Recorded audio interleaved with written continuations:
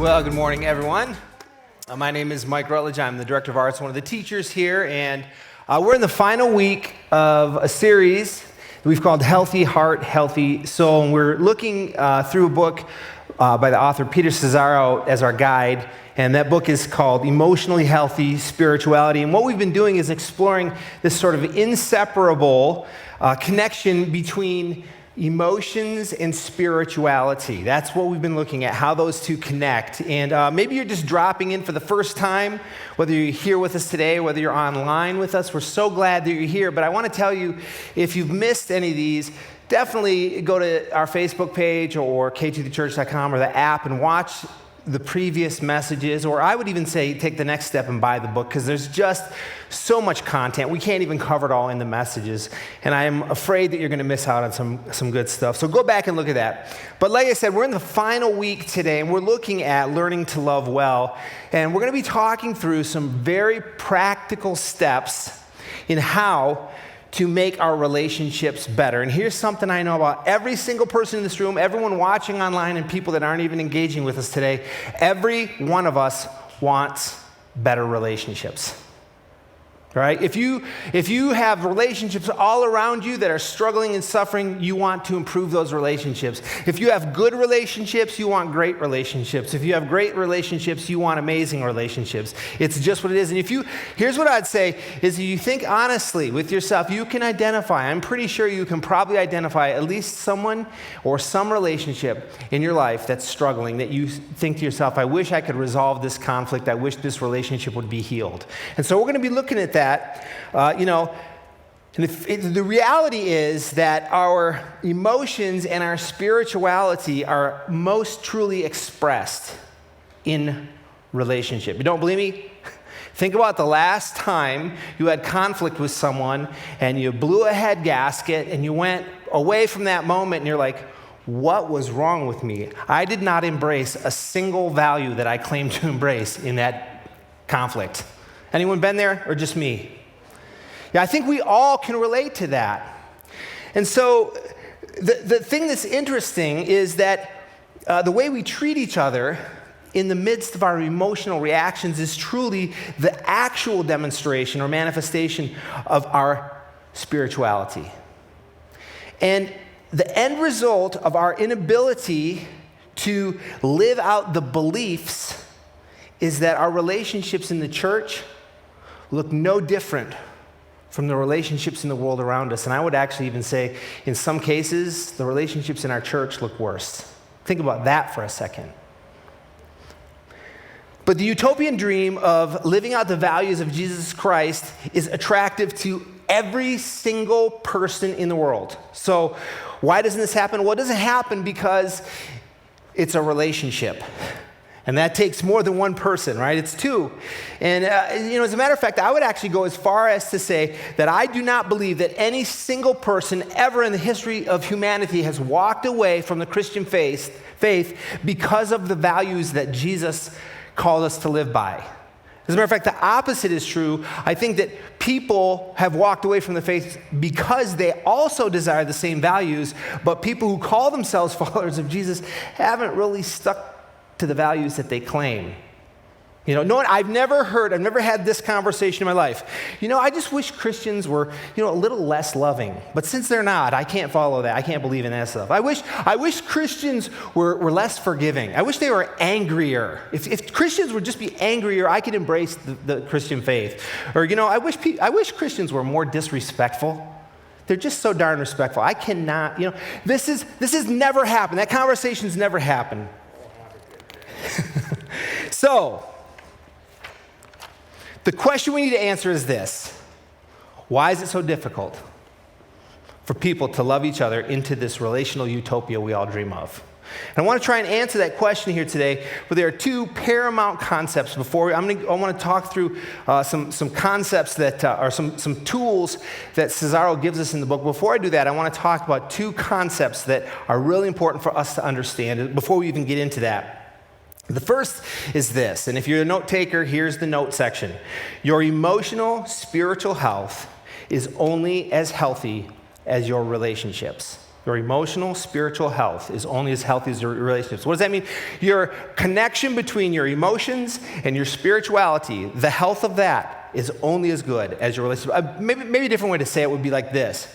You know, I'm driving around in my car, I look at my dashboard, I have an oil light that can come on.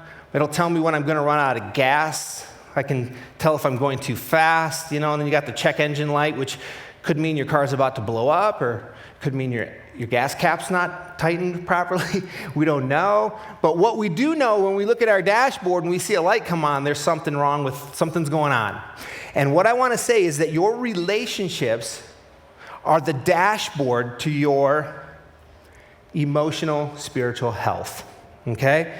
Now, the religious leaders, what's really interesting, the religious leaders of Jesus' time did not connect this. They failed to connect this principle. And Cesaro says in the book, quoting him, talking of the religious leaders, he says this: they were diligent, zealous, and absolutely committed to having God as Lord of their life.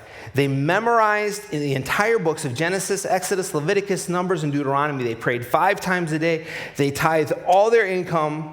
They evangelized, but they did not link loving God with the need to be diligent, zealous, and absolutely committed to loving people. And we all know people like this, that they know it all, but you don't want to be around them. Right?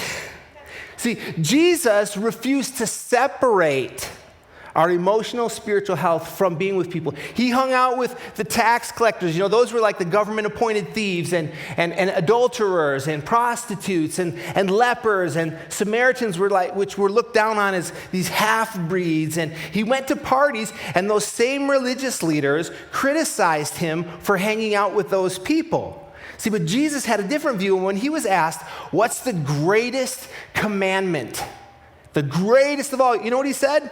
Look at this. He said, you must love the Lord your God with all your heart, all your soul, and all your mind. This is the first and the greatest commandment. And if he stopped right there, those religious leaders could have done a mic drop and stormed out of the room, nailed it. But the problem is he didn't stop there. He kept going. He said this: a second is equally important. Love your neighbor as yourself. The entire law and all the commands of the prophets are based on these 2 commandments. So you can't separate your emotional, spiritual health from your relationships. But the second concept that's very important for us to understand, and very difficult for us to understand, is that I am not, you are not the center of the universe. Now, here's kind of interesting. Some American companies learned this the hard way.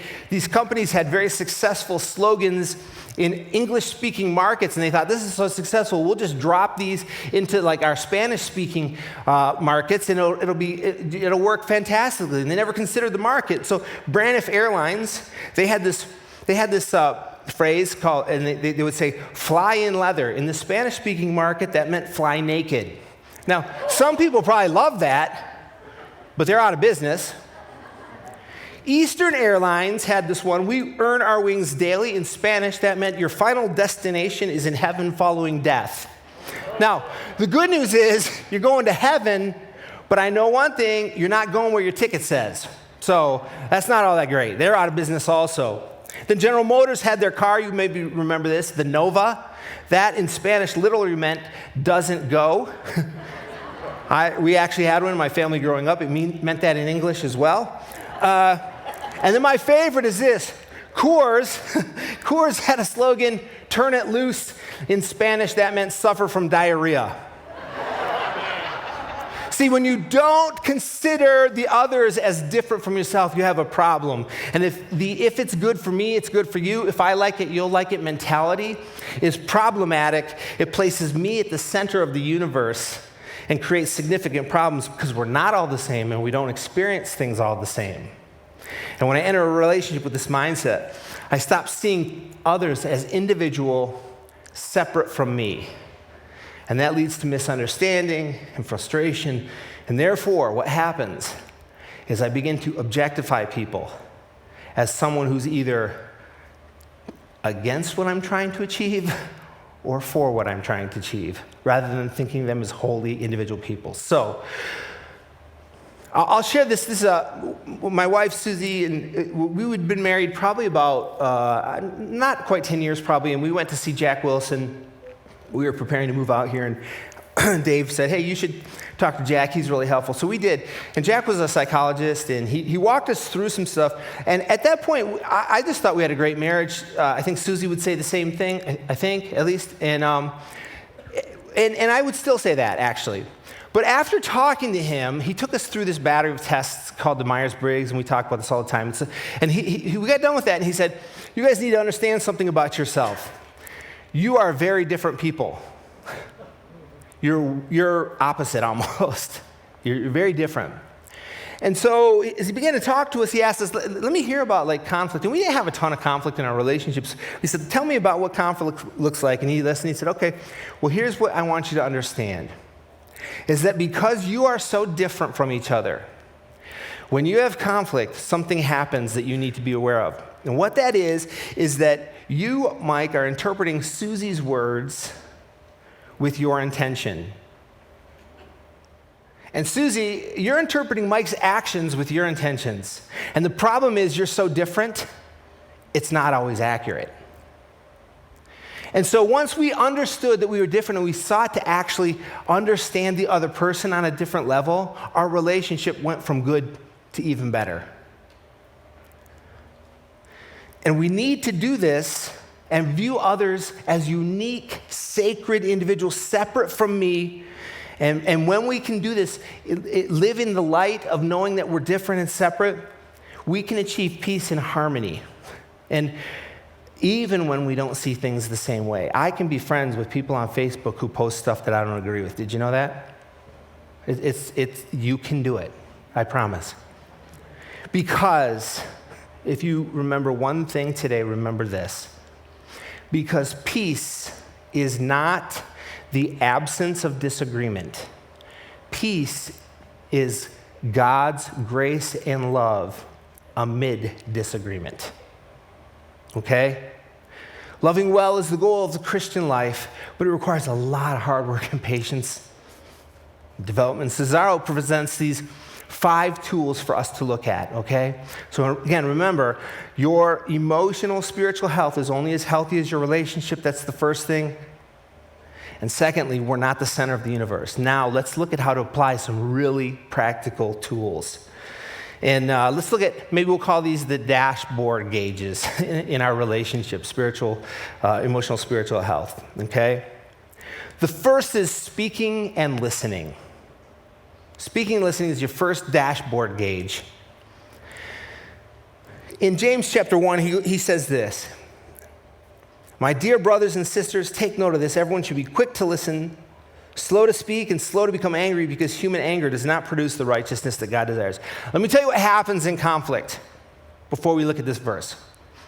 You say or do something, I get mad, and I go tell you why. Right? That's what happens generally. You do something or say something, I don't like it, I tell you. What he's saying is, see, you got it flipped upside down. You have 2 ears, you have 1 mouth, use them in proportion, and try and avoid anger. So seek first to understand before you seek to be understood. That's super challenging. When I'm in conflict, all I want and all you want is for each other to understand your viewpoint. And as long as you're both fighting for your viewpoint to be understood, it's going to be difficult to reach that end. What's interesting, though, is that just a couple verses later, he kind of takes it a step further. He says, those who consider themselves religious yet do not keep a tight rein on their tongues deceive themselves, and their religion is, what's it say? Worthless. In other words, don't tell me how spiritual you are. Don't tell me all of God's teachings and then talk to me like that. Because as soon as you start treating me that way and your emotions are running away with you and you're angry and you're raging at me, I know what your religion means because you're not living by it. And it's, again, super hard. So what he says, Cesaro says, he says this, when you are listening, seek first to understand the other person. And what does that look like? It means be quiet. Holy smokes. Sometimes just be quiet and listen, not cueing your next response, but listening to truly understand what that person is saying to you. You make statements like, I can see what you're saying, I understand, or, that makes sense. Reflect back what they've said to you. Make sure you're hearing it correctly. So seek first to understand. The second thing is when you're speaking, use I statement. Don't tell them what they've done. Tell them what you think or what you feel. Use I statements. Man, I feel really upset about this. Man, I thought you meant this when you said that. And continue until you have clarity around those things. That's the first dashboard gauge, is speaking and listening. The second dashboard gauge is the Bill of Rights. And this is really, I printed this when I was going through this. I hung this on my fridge. I had conflict this weekend, and I failed on 10 of the 11. So I'm giving this message not out of expertise, but I got assigned. So that's what you need to know. But hopefully this will be helpful. Here's the good news. At least I know what I failed on, okay? But he says, Cesaro says, when we're in conflict, in order to achieve peace, we need to grant each other a Bill of Rights. And a Bill of Rights are the things that we're going to offer to you so that we can cohabitate or co-abide in the midst of disagreement. I'm just going to read these quickly, okay? And he says, I give myself and others the right to space and privacy. I give myself and others the right to be different, to disagree, to be heard, to be taken seriously, to be given the benefit of the doubt, to be told the truth, to be consulted, to be imperfect, and make mistakes, to treat and be treated courteously and honorably, and to be respected. Let me ask you something. As I read that list, was there anything on there that you said, oh, no. When I'm in conflict, I don't want that one? No. We all want these things, and this is what Cesaro says in the book. We need to grant those to ourselves and those to others. And imagine if all of those 11 things on that list were happening in a discussion around conflict or disagreement. What percentage better do you think the odds would be of achieving a positive outcome, even if you don't agree? Well, clearly much better. So, we need to grant each other a Bill of Rights. Let me show you what Jesus said about that. In Matthew, he says this. So in everything, do to others what they've done to you first, justifying your behavior. No, wait, hold on. That's what we do. No, that's what we do. That's right. What it says is, do unto others what you would have them do to you. For this sums up the law and the prophets. Wow. The golden rule. Treat people the way you want to be treated. Grant them the Bill of Rights. But what's interesting, he's not really all the way done yet, because he says, well, who should I do that with? Well, he says, but I tell you, Matthew chapter 5, I tell you, love your enemies and pray for those who persecute you. Want to know who your enemy is? The person you're in conflict with. When you have conflict, that person can become your enemy. And so what you need to do is treat them the way you want to be treated. Well, wait, there's more. One step further, Philippians 2:3 says, do nothing out of selfish ambition or vain conceit, but rather in humility value others above yourself. This isn't even the golden rule. This is like the palladium rule, right? Don't treat them the way you want to be treated. Treat them better than you want to be treated. Grant them the Bill of Rights, and that's how you can achieve peace in your relationships. That's the second dashboard gauge. The third dashboard gauge is this. Stop mind reading. Proverbs 18:2 says, fools find no pleasure in understanding, but delight in airing their own opinions. Here's the thing. Every time we make an assumption about someone who's hurt us, or we feel they've wronged us, or maybe they've disappointed us, we risk the possibility, even the probability, that I begin to believe a lie about that person, and I'm potentially tempted to share that with others. Can you, that's what she said to me. Can you believe that? I can't believe he's dating her. He must be doing that because of that. We start to create scenarios in our own minds, and we don't know because we're just making it up on the fly. based on our own interpretation of what we think we know. And who knows how much we know? So we have to stop mind reading. And if you want to know what the other person is thinking, here's a great tool. Write this down. Ask them.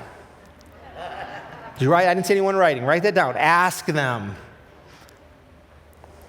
Stop mind reading is the third gauge on your dashboard. And the fourth gauge is this: clarify expectations. Look at Philippians 4:6. It says, do not be anxious about anything, but in every situation, by prayer and petition with thanksgiving, present your requests to God. This verse actually says that the antidote to the anxiety in your relationships is making clear requests of God, but also of others. And here's what happens a lot of times. I just said stop mind reading, but what happens for us is we don't clearly articulate our hopes or what we're asking for in a relationship or what we want to see happen, and we're expecting you to mind read, and then when you don't mind read correctly and you don't fulfill what I'm hoping you think you know because you should be able to read my mind, I get mad at you. So clarify. Look at this, another verse. It says, this is James 4, what causes quarrels and fights and quarrels among you? Don't they come from your desires that battle within you? You desire, but you do not have, so you kill. You covet, but you cannot get what you want, so you quarrel and fight.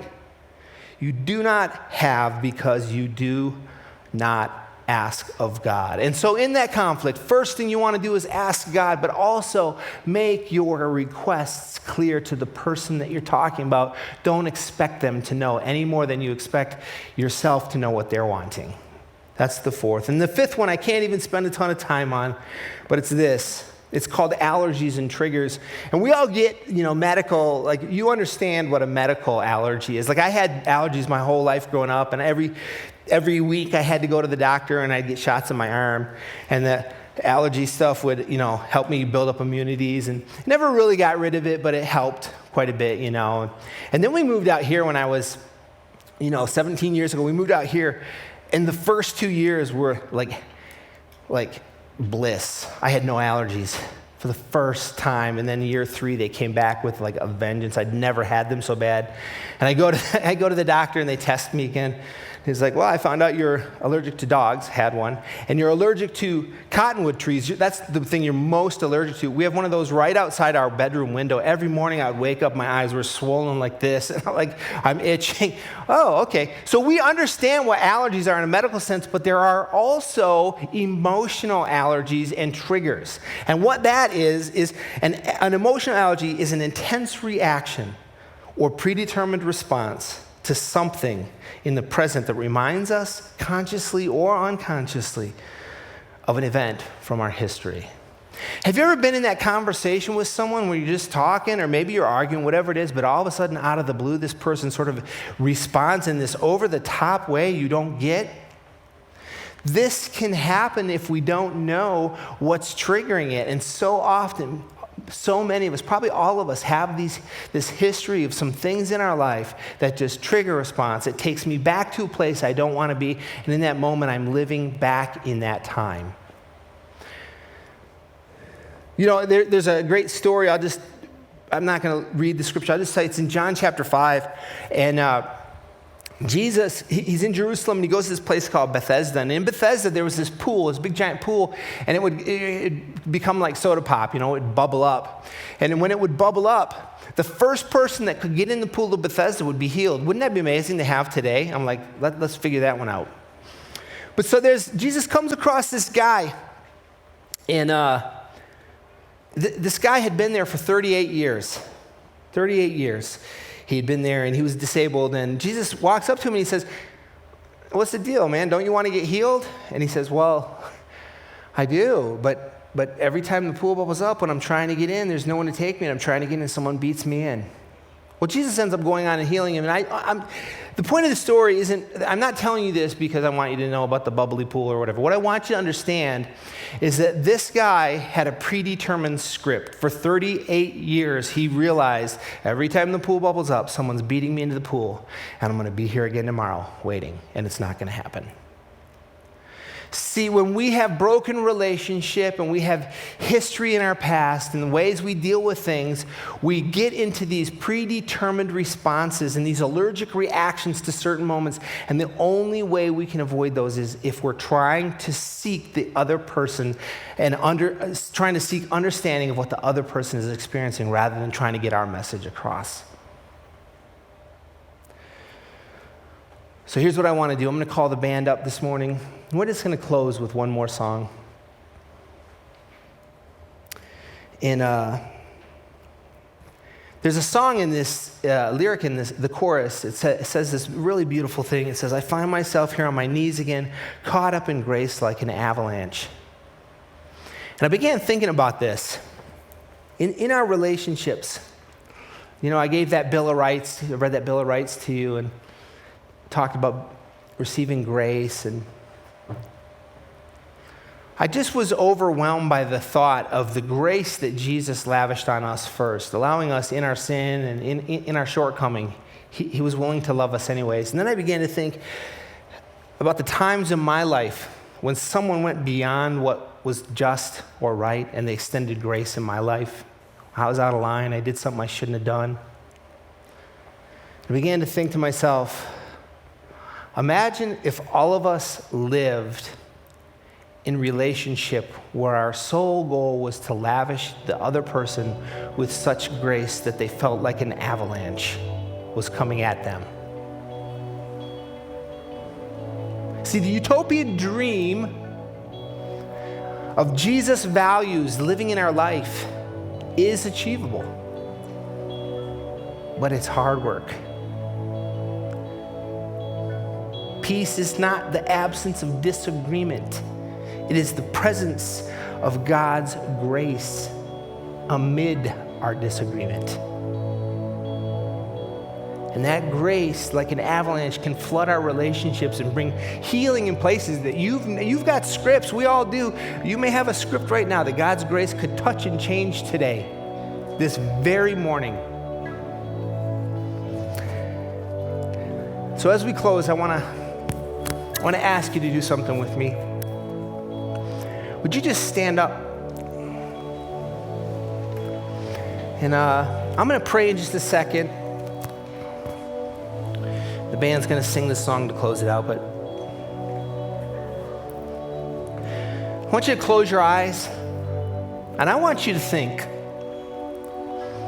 First of all, I want you to ask this question.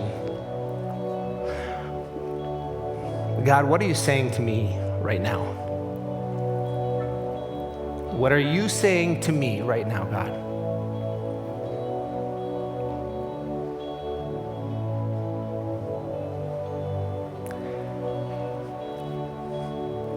And then I want you to think about this.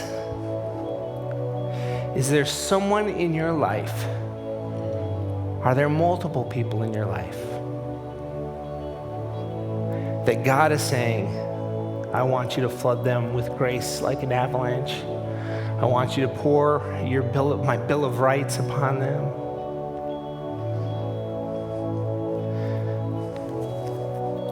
And if he is, I want you to ask him, if God is revealing that person to you, what do you want me to do with this? Pray with me if you would. Lord, we're overwhelmed by the grace and the love that we'll be celebrating next Sunday. Love that would send your son to a cross, an innocent man to die on behalf of us. I just pray that we could live in such a way that we would demonstrate that same love to others. Help us in our relationships. Make us emotionally healthy in our spirituality. May we get resolve, and may our relationships flourish. May our relationships honor and glorify you. Bring glory to your name. We know this is what you desire, so use us in this way. Lead us and guide us. We ask this in your name. Amen.